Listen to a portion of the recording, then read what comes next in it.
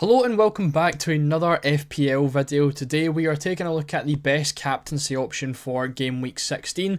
Obviously every single week we go over the predicted points, expected goals, odds, all that stuff, and the opponents that our players are coming up against and decide who, according to the stats, is going to be the best captain for the upcoming game week. Last week we did pick Mohamed Salah, however obviously with the postponement with the Merseyside derby, we did go to our backup option, which was Erling Haaland.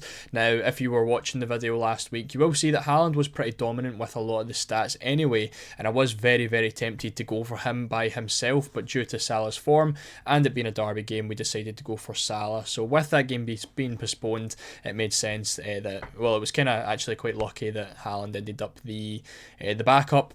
Didn't do as well as like a Cole Palmer, for example, but he did still get a double pointer with 14 points, so more than happy with that. He isn't, however, in our list of 4 for this week, so let's take a look and see who those are. So for the first time this season, Erling Haaland drops out of the top 4 captaincy picks purely because all of these guys have very, very nice fixtures and they're all on pretty decent form. Haaland has the worst fixture against Man United, even though it is still a home game, and he hasn't really been on the tip-top form that we do expect from Erling Haaland, and the majority of us have probably sold him by now as well. So we've got 4 different picks today. We have Mohamed Salah at home to Fulham, we've got Cole Palmer at home to Brentford, we have Saka at home to Everton, and we also have Isak at home to Leicester. So all 4 of our players are coming up at home against very winnable opponents, where you would expect at least them all to well, maybe not expect, but hope that they would all at least pick up a return.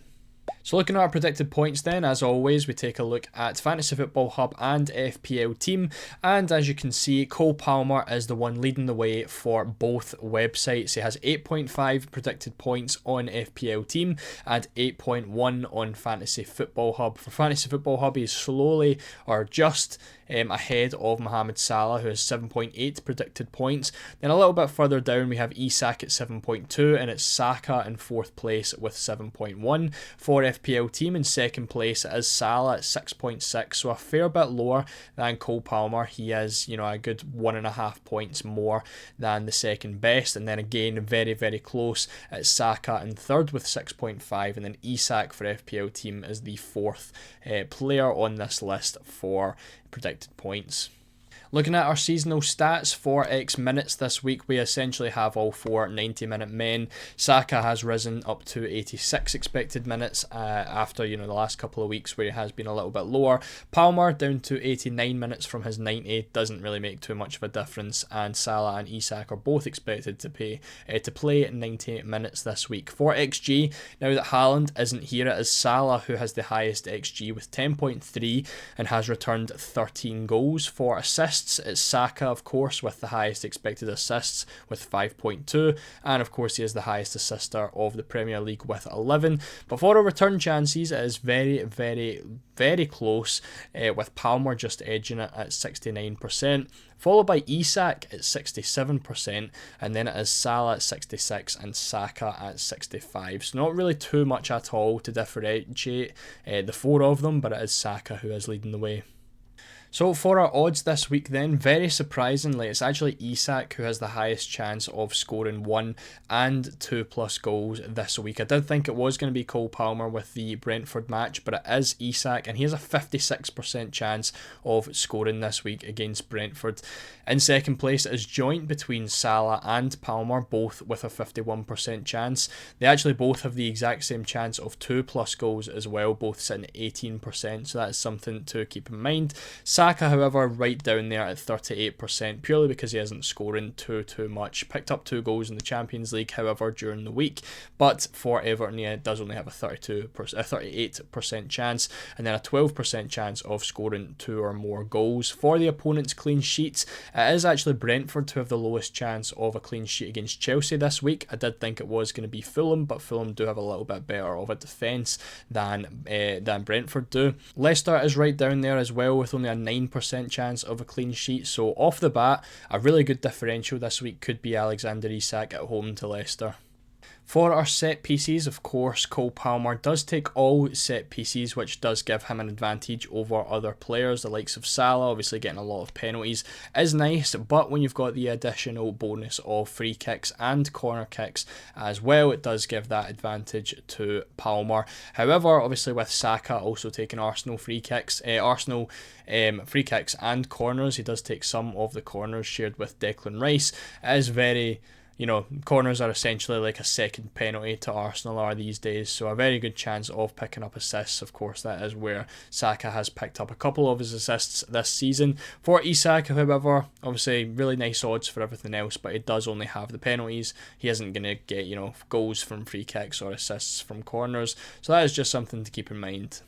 And then taking a look at our rest for this weekend, we had European football throughout the week, and it was only Salah and Saka who actually took part in it. Of course, Cole Palmer isn't involved in the Conference League squad, so anytime there is European football, Palmer does always have that advantage because he does get that full week's rest and isn't involved in any of the Conference League matches. Isak as well, with no European football. Of course, Newcastle never qualified for anything, so you do get a full week's rest before he does play Leicester. Salah obviously played Girona on Tuesday, and it's Saka with the least amount of rest who played against Monaco on Wednesday and has that early turnover with the match against Everton on Saturday. So most rest this week is going to be Cole Palmer. He is the only player playing on Sunday. Everyone else is playing on Saturday. So more and more looking through the video, it does seem like Cole Palmer is looking like a really nice option, but also Alexander Isak looks like a really good pick as well. So for the main part of the video, our opponent's defences, it is Isak who is coming up against the worst defence this week in Leicester, who are the third worst for expected goals conceded. They have 29.7 so far this season with 30 actual goals conceded. Shortly followed by Cole Palmer playing up against Brentford. They are the sixth worst defence at the minute. Again, very, very strong at home, but they are pretty poor away, which obviously Chelsea being the home team does look like an added advantage. They do have 24.9 expected goals conceded and just conceded 2 less goals than Leicester with 28. Now, when we look at both of them, in terms of the chances conceded, down the middle, both of them play. Palmer a little bit further behind than Isak does, of course, but both Brentford and Leicester are sitting at the top for chances conceded centrally with 120 each, which is going to be very beneficial, especially when you look at the likes of Salah, who is playing against Fulham, and they only have 38 chances down Salah's side. Also, of course, Fulham are a much stronger defence. They're sitting as the 4th best defence for expected goals conceded so far this season with only 17.6, and they have conceded 8 and 10 less goals than Brentford and Leicester, so much more solid than these guys. For Saka, it's a little bit in the middle of the road. 14th worst defence is Everton with an 18.5 expected goals conceded, and they've conceded 21 goals so far this season. They were right down there at the start of the season, but they have been a lot more solid. Obviously, ever since Branthwaite has come back, they have been very, very solid in defence. So with all that being said, I have decided to go for Cole Palmer as the game week 16 captaincy. Very close with him and Isak, but Palmer does have an absolutely huge ceiling. Obviously, Isak is definitely going to be a good player to own this week, but Palmer's the kind of guy who is going to get you a 40-50 point captaincy if it is ever going to happen. He does have the highest expected points on both sides as well, with the highest return chance. Of course, Brentford have the lowest clean sheet odds as well over 4 picks, and he does have the advantage of all set pieces. And as I mentioned already, Brentford are joint for most chances conceded centrally. So expecting Cole Palmer to have a really nice week. I do think all 4 of our players that we have suggested could do really well this week, all with nice fixtures, but I do think Cole Palmer is going to be the best. We don't have any differential captaincy picks for this week because there is so many good premium picks that it doesn't really make too much sense to go for someone who is a little bit more differential. So Palmer is going to be that guy. Let me know what you think down in the comments section. If you enjoyed the video, make sure to leave a like, make sure to subscribe as well for this video every single week, and I'll see you all in the next one.